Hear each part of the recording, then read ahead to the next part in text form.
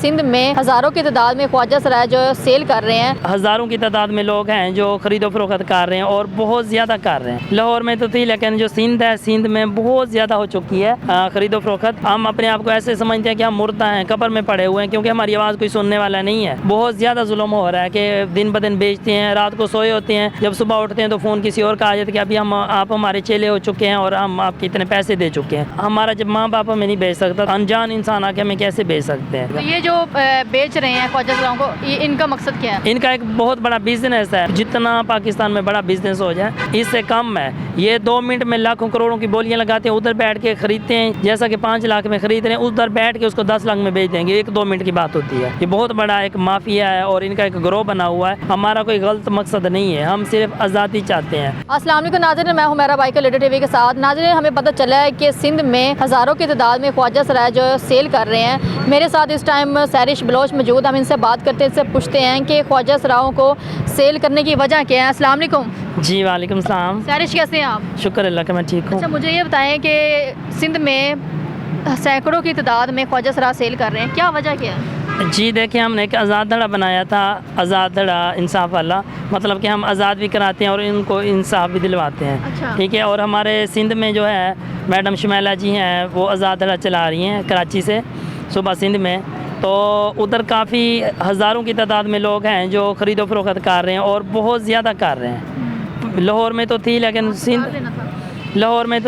جو سندھ ہے، سندھ میں بہت زیادہ ہو چکی ہے خرید و فروخت۔ تو اس لیے ہم آئی جی جو سندھ ہے ان سے بھی ریکویسٹ کرتے ہیں اور آئی جی پنجاب سے بھی کرتے ہیں کہ ان 2 صوبوں میں بہت زیادہ خرید و فروخت ہو رہی ہے، اور جو خواجہ سرا نہیں ہیں، شادی شدہ بیوی بچوں والے ہیں، وہ یہ کام کر رہے ہیں۔ ان کی پکڑ دکڑ کیوں نہیں کی جاتی؟ حالانکہ ہم آئی جی پنجاب سے کتنی دفعہ مل چکے ہیں، اور ابھی آپ مریم نواز جی وزیر اعلیٰ پنجاب آپ بنی ہیں، آپ ہمارے حال پہ رحم کریں اور ہمیں بھی دیکھیں۔ ہم بھی پاکستان کا ایک حصہ ہیں، ہم پاکستان میں رہ رہے ہیں۔ ہم زندہ ہوتے ہی ہم اپنے آپ کو ایسے سمجھتے ہیں کہ ہم مردہ ہیں، قبر میں پڑے ہوئے ہیں، کیونکہ ہماری آواز کوئی سننے والا نہیں ہے۔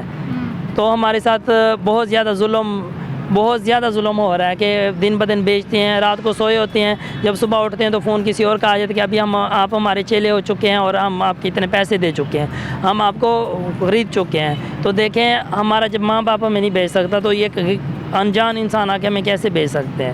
اور گاؤں سے جب یہ لوگ آتے ہیں تو گھر میں بتا کے آتے ہیں اپنی بیوی بچوں کو ہم کمانے کے لیے جا رہے ہیں، جب دوسرے شہروں میں آتے ہیں ان کا ایک گروہ بنا ہوا ہے، مافیا بنا ہوا ہے، تو یہ ہمارے جیسے لوگوں کو بیچتے ہیں، خرید و فروخت کرتے ہیں، حالانکہ ہم ان کو جانتے تک نہیں ہیں، اور یہ لاکھوں کروڑوں تک بولیاں لگ چکی ہیں، بہت زیادہ لگ چکی ہیں۔ ایسا کیسے ہو سکتا ہے کہ ان کو آپ جانتے ہی نہیں ہیں اور وہ کس طرح آپ پہ مطلب آپ کو بیچ سکتا ہے؟ کہ یہ کیسے ممکن کیسے ہے؟ یہ ایسے ممکن ہے کہ جیسا کہ میں ہوں، اگر میرا گرو ہے وہ مجھے کہیں اور بیچ دیتا ہے تو خریدنے والا مجھے دیکھے گا نہیں، ادھر سے مجھے پیسے دے گا، اس کے پیسے مثلا کے پیسے دے کے گرو کو جو نیا بنے گا، ٹھیک ہے، اس کو قیمت دے کے اور وہ خرید لے گا۔ بعد میں میرا نمبر لے کے وہ فون کرے گا کہ آپ میرے چیلا بن چکے ہو اور میرے پاس آؤ۔ اگر میں اس کے پاس جاؤں گی، اس کو کما کے یا جو بھی کر کے اس کو دوں گی تو وہ ٹھیک ہے، اگر میں نہیں جاتی یا میں نہیں اس کو مانتی کہ میرا گرو تم نہیں، میں نہیں جانتی، تو آگے اس کو فروخت کر دے گا۔ تو یہ جو بیچ رہے ہیں خواجہ سراؤں کو، ان کا مقصد کیا ہے؟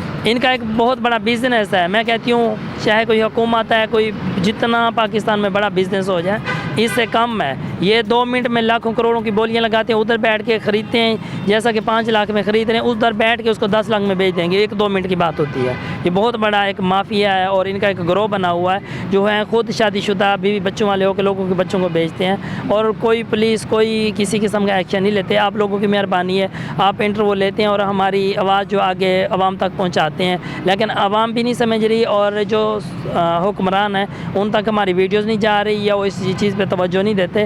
ہمارے ساتھ بہت زیادہ ظلم ہو رہا ہے اور زیادہ تر جو ہے پنجاب اور سندھ میں ہو رہا ہے۔ اس کی کوئی ابھی تک کسی نے آواز نہیں اٹھائی؟ ابھی تک تو کسی نے بھی نہیں اٹھائی۔ دیکھیں آپ کے سامنے ہیں، ہم مثلا کہ انسان ہیں، زندہ ہیں، آواز بھی میری آ رہی ہوگی ویڈیوز میں، تو ہمیں کوئی انصاف دلوانے والا نہیں ہے۔ لاکھوں کروڑوں کی تعداد میں لوگ ہیں جو ذلیل ہو رہے ہیں، دن بدن ذلیل ہو رہے ہیں۔ ہمارے پاس کتنے لوگ آتے ہیں، میرا ایک آزاد دھڑا بنا ہوا ہے، میں داتا دربار رہتی ہوں، تو ہمارے پاس کتنے لوگ آتے ہیں جو کہتے ہیں ہمارے گرو نے اتنا ہمیں بیچ دیا، ہمیں مارا، ہمیں گھر نہیں جانے دیتے، کیا کچھ ظلم کرتے ہیں۔ لہٰذا یہ چیز بند کروانی چاہیے، اور ہم انسان ہیں تو ہمیں انسانوں والا تحفظ ملنا چاہیے۔ یہ جب تک سندھ میں، چلو یہاں پر لاہور میں تو آپ لوگ ہیں، आवाज़ बनते हैं, सिंध में उनकी आवाज़ बनने वाला कोई भी नहीं है, तो वहाँ पे कौन सिंध है? में हमारी एक चेला है, मैडम शुमैला जी कराची में हैं और पूरे सूबा सिंध में वो संभाल रही हैं। उनके माशाल्लाह चेले काफ़ी ज़्यादा हैं। उनको डराया धमकाया जाता है, अगवा करने का और उनको गोली मारने का, इस तरह की धमकियाँ देते हैं, जैसा कि मुझे भी मिलती रहती हैं। मेरी गुरु हैं गुरु साहबा गोल जी इस्लामाबाद से, उनको बहुत ज़्यादा टॉर्चर किया जाता है। ये जो माफिया हैं वो धमकाते हैं, जुलूस निकालते हैं और जो उनके दोस्त होते हैं या गुंडे होते हैं उनको भेजते हैं कि इनको मारना है, इनको अगवा करना है, काफ़ी ज़्यादा टॉर्चर करते हैं। मैं बता नहीं सकती कितना हम परेशान होते हैं।